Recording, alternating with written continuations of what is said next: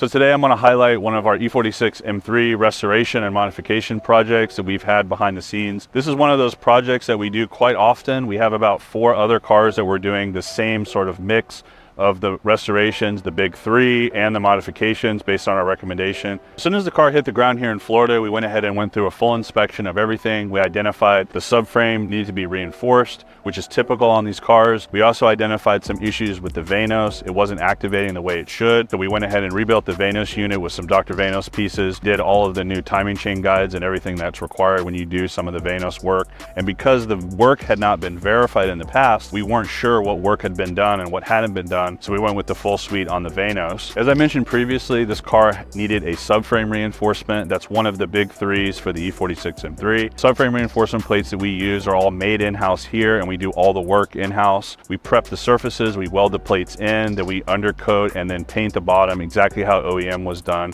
with the OEM primer that we have mixed at Samuel's, which is our auto body shop that we work with. We also upgraded the subframe bushings to PowerFlex, which is a brand that we use on every single one of these and E92s and E36s because it gives us an upgrade from the standard BMW bushings, but it doesn't give us the NVH that people are not looking for with the vibration and the harshness and the noise that comes through when you do a solid bushing or you do a really hard Delrin bushing. We tend to stick with OEM Plus, which is what PowerFlex gives, so that's what we recommend for these vehicles. So going from maintenance into the restoration, this particular customer wanted to have a brand new M3, and anything that was bothering him on the car, or quite frankly bothering me, I wanted to replace. So we have new fog lights on the car, we have some new headlight covers, we also replaced the side grills. We also did new BMW rondelles, and we did a new M3 badge on the back because all of it was bothering me and he wanted to have a fresh new look. We also did some of the interior trim. We did a shift knob in there. We did some little of the plastic, some of that stuff. To me, the touch points in the car when you do a restoration or you do a new build is a big important part. Affects daily driving even if you're not going to track the car. To move on from restoration into some of the modifications now, this car originally had the set of wheels that you guys see, which are the BBS RIAs,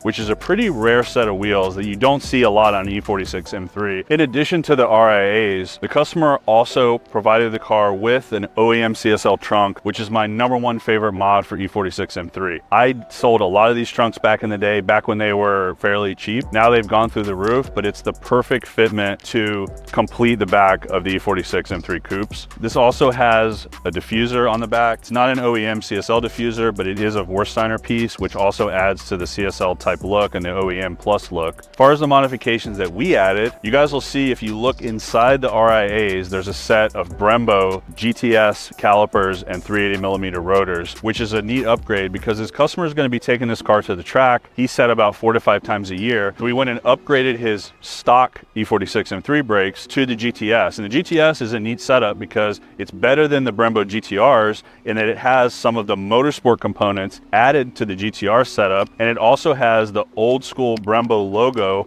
and the matte black finish, which is specific to the GTS rotors. These also have the Type 4 J-hook, which is the slots, kind of the different design slotted, which helps heat the rotors up quicker for better performance on the track. We went with these on our E46 M3 track car that you guys have seen in past videos, and this customer liked it, and it had a good contrast with the matte black, the red, the RIAs, with the cinnamon and the white interior. As I mentioned, the car is going to have a dual duty track and street purpose, which is why we went with the Brembo GTS calipers. But let me show you guys the suspension that we went with to also match the dual duty purpose of this car. So let me walk around and pop the hood and show you guys the AST 5200s.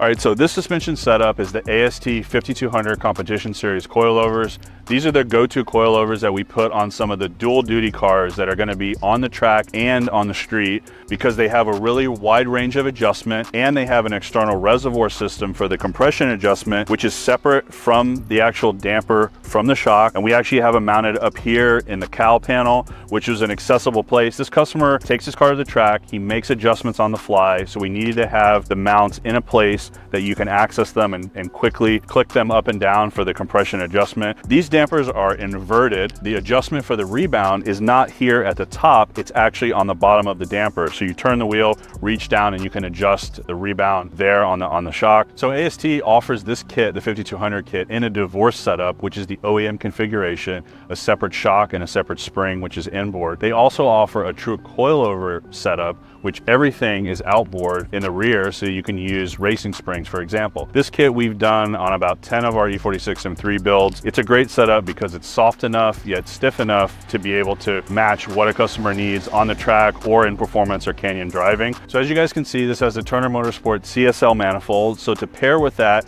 you need an Alpha N tune. This particular car, we went with Castle Performance because he had already worked with them in the past. And Jim and those guys at Castle are great to work with on some of this tuning. It's really specific tuning for drivability that these need with this box. So that adds some power there. We also went with the Active Auto Work headers. This also has an Eisenman rear race muffler in the back to give it that extra little sound that the car needs. So this has basically our mod book of what to do with an E46 M3. CSL manifold, the tune, it has the headers, it's got the Eisenman rear, it has every little piece that I like to see in the cars that leave here and all the E46 M3s that we like to build here at PSI. It has all of those elements. It has the suspension, it has the brakes, everything we recommended this customer did. After showing you guys the suspension, the brakes, and the power mods we added to the E46 M3, let me take you inside and show you one of the last pieces of the puzzle to make this a true driver's car for the street and for the track. So the final piece of the puzzle that we added to really make the car have the feel that you want to feel when you drive the car every day is the short shifter. This is a Rogue Engineering Octane short shifter. It's one that's been out on the market for forever. It's one of our go-to pieces for an E46 M3. He went ahead and had a flat bottom steering wheel made with the perforation, so we wanted to add that too. This is the Alcantara shift boot with the Alcantara knob from the ZHP cars. This kind of finalizes the car as a driver's car, and this is exactly what we want to see in all the E46 M3s that leave PSI.